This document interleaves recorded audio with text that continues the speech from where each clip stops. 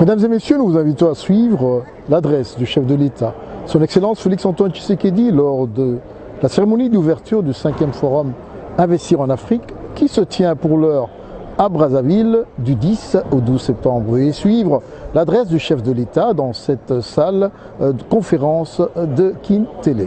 Excellence, Monsieur le Président de la Commission de l'Union africaine,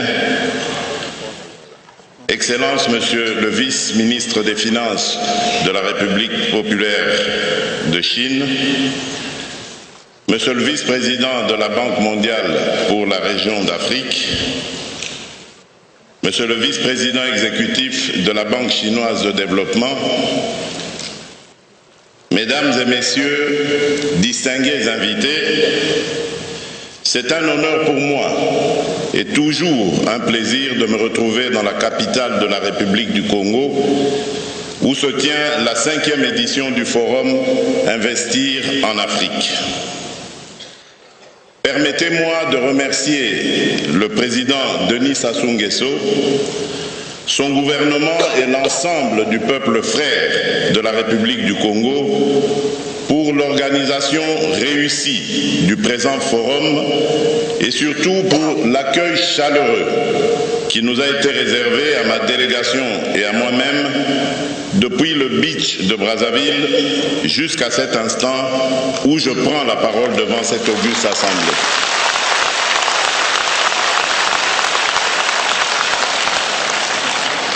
Je salue l'initiative de ce forum et j'adresse mes félicitations à la République populaire de Chine et à l'Union africaine pour leurs efforts inlassables visant la création d'un environnement propice pour soutenir les investissements et le développement durable en Afrique. Je salue également l'engagement de nos partenaires de développement, notamment la Banque mondiale, le Fonds monétaire international, la Banque africaine de développement et l'Union européenne. Leur accompagnement sera décisif en ce moment où l'Afrique a l'urgent besoin de rattraper son retard en matière d'infrastructures.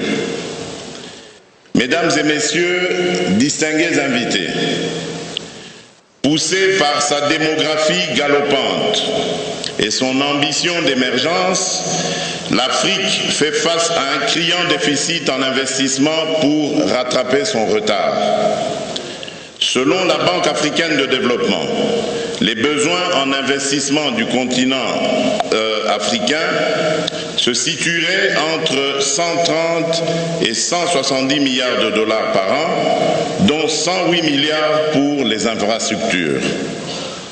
Sur ces estimations, à peine 60 milliards environ seraient effectivement mobilisés chaque année.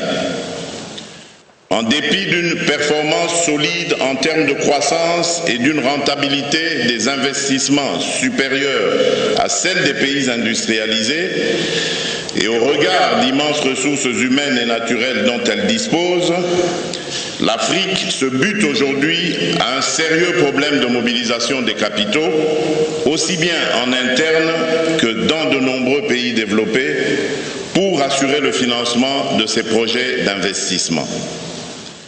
Depuis le début des années 2000, l'appétit des pays africains pour les investissements en infrastructure a conduit nombre d'entre eux à gager leurs matières premières pour assurer ce financement. Le résultat de ces expériences est aujourd'hui fort mitigé. D'une part, il est apparu que les investissements en infrastructure ne peuvent suffire pour relancer durablement la croissance et l'emploi, dès lors qu'ils ne s'inscrivent pas dans un projet productif solide qui vise la diversification économique et s'appuie sur un capital humain de qualité.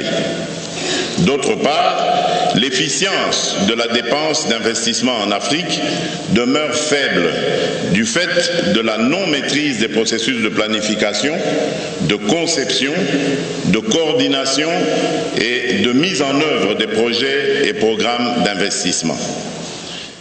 Distingués invités, Mesdames et Messieurs, La trajectoire de mon pays, la République démocratique du Congo, durant ces dernières décennies, constitue l'illustration de la situation générale de l'Afrique que je viens d'évoquer si haut.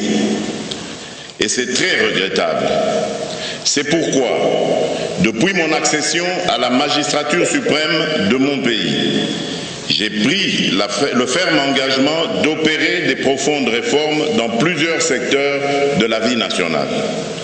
S'agissant à titre exemplatif du secteur minier, j'ai engagé le gouvernement à réfléchir profondément sur les voies et moyens pour la transformation localement de nos matières premières pour engranger les moyens financiers supplémentaires afin de les orienter vers les secteurs prioritaires de la refondation de l'État, de l'éducation, de la santé, de la promotion des jeunes, de l'autonomisation de la femme à travers des projets innovants.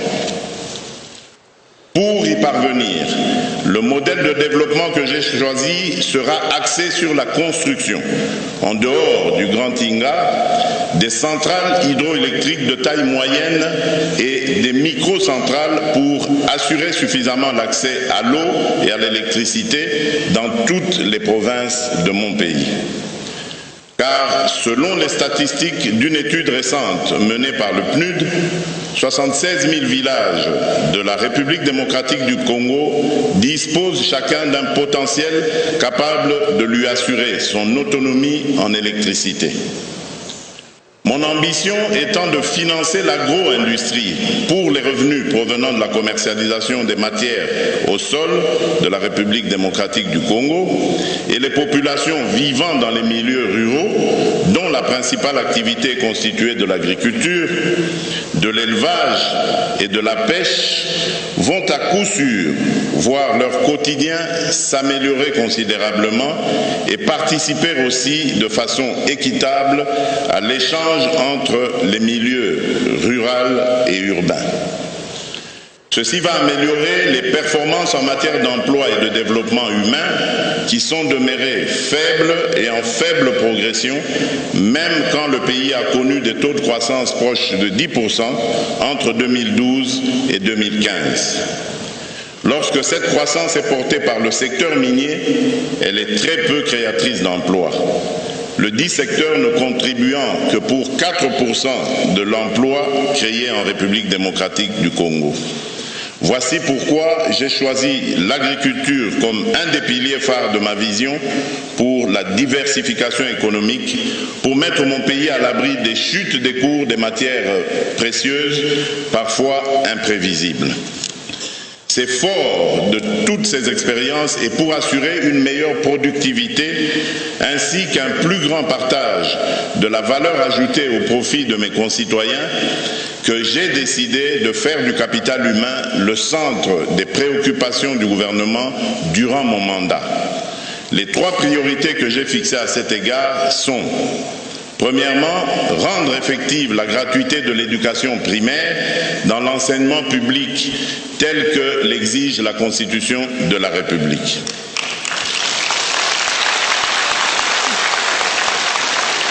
Deuxièmement, promouvoir une meilleure adéquation entre la formation et l'emploi à travers une stratégie de formation technique et professionnelle ambitieuse, conçue et mise en œuvre en partenariat avec les acteurs du secteur privé.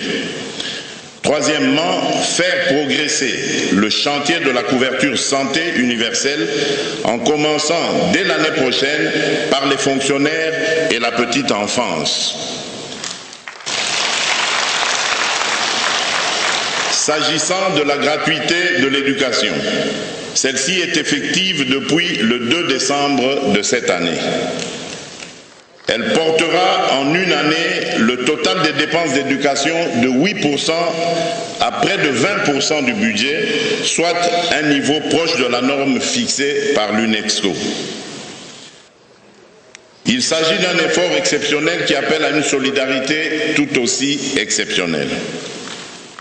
Le deuxième chantier que j'ai ouvert est celui de l'énergie. Tous les projets publics et privés en rapport avec la production, le transport ou ou la commercialisation de l'électricité font l'objet d'un suivi attentif en vue de leur réalisation dans les meilleurs délais. J'ai présidé à cet égard le premier forum national sur l'électricité en août dernier dans la ville de Matadi, dans le but de mobiliser toutes les parties prenantes pour l'action. Je procéderai dans un proche avenir à la mise en place effective de l'autorité de régulation de l'énergie ainsi que l'agence de l'électrification rurale à l'effet d'accélérer la transformation du secteur de l'électricité rendue possible depuis sa libéralisation en 2014.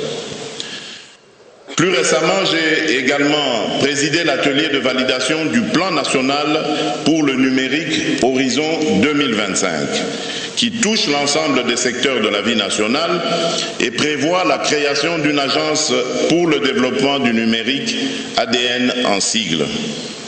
Distingués invités, depuis des décennies, la participation de mon pays aux chaînes de valeur mondiale est forte, mais se situe à des niveaux peu élevés.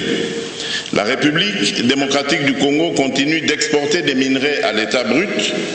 Cependant, à cause des nombreux obstacles, notamment celui résultant de la domination des multinationales dans divers secteurs, mon gouvernement a décidé d'encourager les entreprises capables et désireuses de transformer les matières premières localement, car cette stratégie nous permet de capter davantage de valeur ajoutée sur le territoire, laquelle se traduira en emplois de qualité.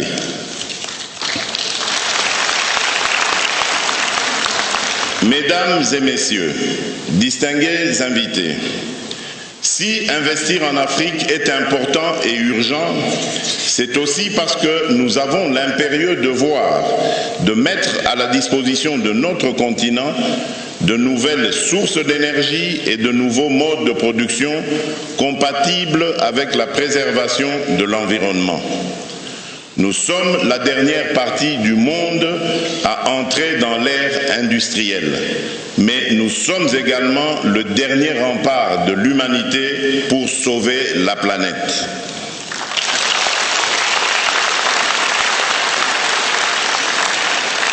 Conscient du rôle majeur de la République démocratique du Congo à cet égard, mon gouvernement a fait de la production d'énergie propre, non polluante et renouvelable la première de ses priorités économiques pour le quinquennat.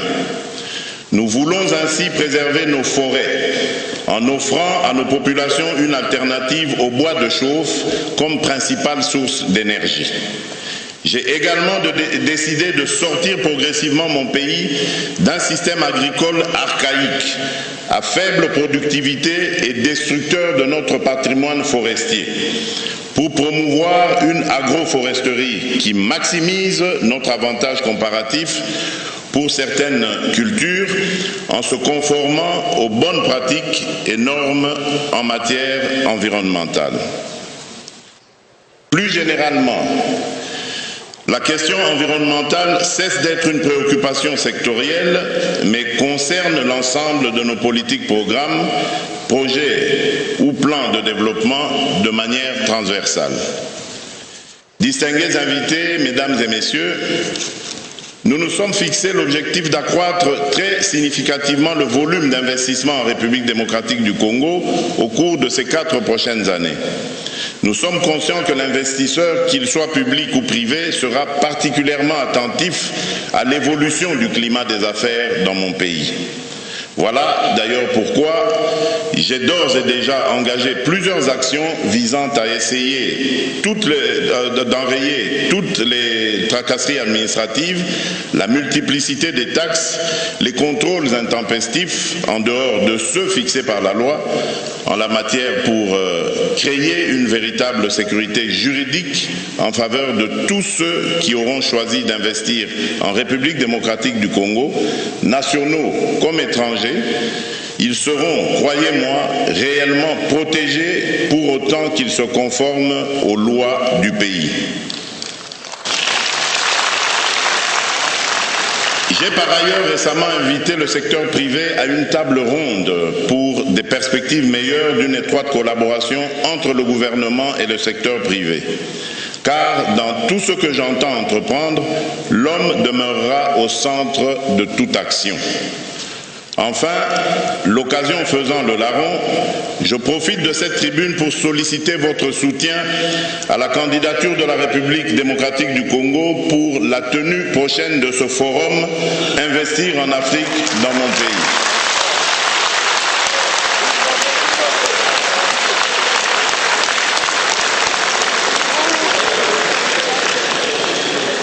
Je sais que je peux compter sur vous et je n'en doute point.